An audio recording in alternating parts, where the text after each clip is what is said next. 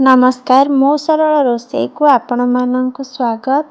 आज आम पाचिला ताल रे गोटे रेसिपी बनैबा। एटा बनैबा बहुत सहज आउ खाइबा को भी बहुत टेस्टी। एटी देखंतो मु गोटे मीडियम साइज पाचिला ताल को चोपा छड़े कि नै जाइछि। ए रेसिपी टी मो मां का ठारू शिखिथिली आउ आज आपण मानक सहित शेयर करूछि। एटी देखंतु मु भला भाबे चोपा छड़े नेछि आउ गोटे ग्रेटर साहाय्य यार सब पल्प गुडा को भलसे बाहर कर नबा। ग्रेटर रे करिवा द्वारा तार पल्प्स बहुत भल भाबे बाहरी जाए आ तार चेर गुड़िक रही जाए। के या को पानी रे चकटी के भी नियंती किंतु सेथिरे बहुत पानी अंश रही जाए द्वारा कि ताको बहुत समय नियारे बसे कि पानी को मारिबा को पड़े। एमती ग्रेटर रे कोरिनले बहुत कम टाइम रे आ भलसे सबु पल्प्स बाहरी जिवो।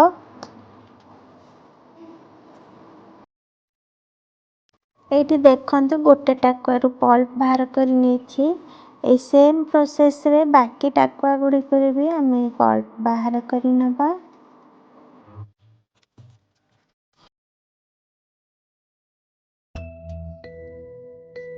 एटी देखंतु मु सब टाकुआ गुडी करू पल्प बाहर करि नेछि।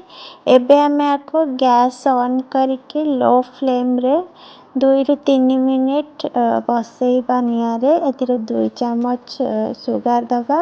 एटा ऑलरेडी मीठा थाए तो आपण आपनका स्वीट टेस्ट अनुसार एतिरे मीठा पकेबे। मु 2 चम्मच मीठा पकेछि चीनी आउ हाफ टी स्पून लूण देछि। आको टिके नियारे बसई मारी नबा। एमिति मारी नेले आपण एको गोटे सप्ताह रु 2 सप्ताह जाए फ्रिज रे रखी कि आराम से यूज करि परिबे। जदि आपण फ्रेश यूज करछन्ते ताले नियारे बसैबा आवश्यक नहीं। एटी मु नेक्स्ट डे यूज करिबे तो सेति पई मु ताको टिके नियारे बसै के एमति मारी नउछि। 4 मिनिट परे हमें गैस ऑफ कर दबा। एटी नेक्स्ट डे देखंतु गोटे नडिया नै जाइछि। नडिया को हमें भांगी नबा।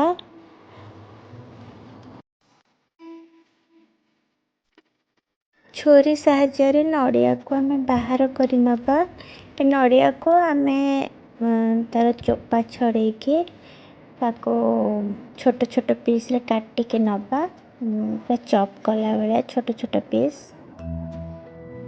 यदि आपण किछि वृद्ध लोकंग पई कि छोटे छुआंग पई बनाउछन्ती ताहेले आपण को ग्रेट करके नै परिबे। से मानन को इजी हबो खाइबा लागि। ए देखंतु मु नडिया छड़े नेछि। एबे हमें को पिलर साहाय्य रे ता चोपा को छड़े नबा। नले छुरी साहाय्य रे भी छड़े नेबे। तापरे एमती छोटे छोटे पीस रे काटी नबा।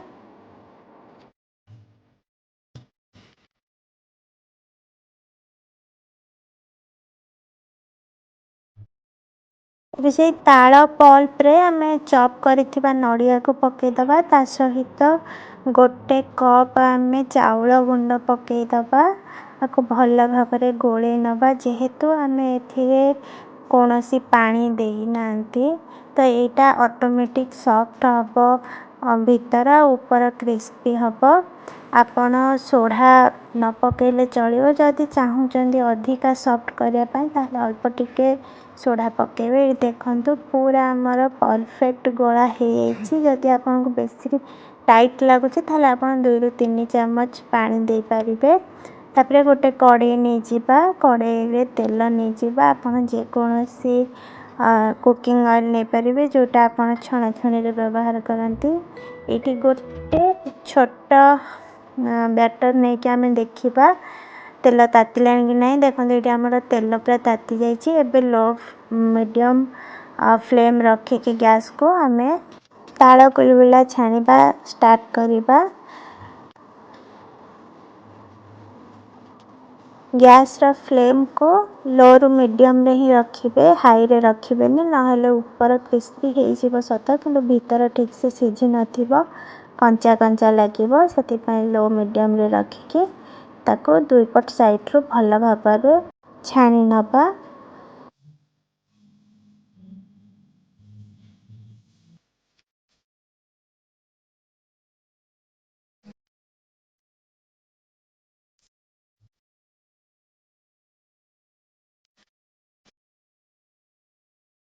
ଏଇଠି ଦେଖନ୍ତୁ ଆମର ଗୁଲୁଗୁଲା ଦୁଇ ପଟ ସାଇଡରୁ ବହୁତ ଭଲ ଭାବରେ ଛାଣି ହେଇସାରିଛି।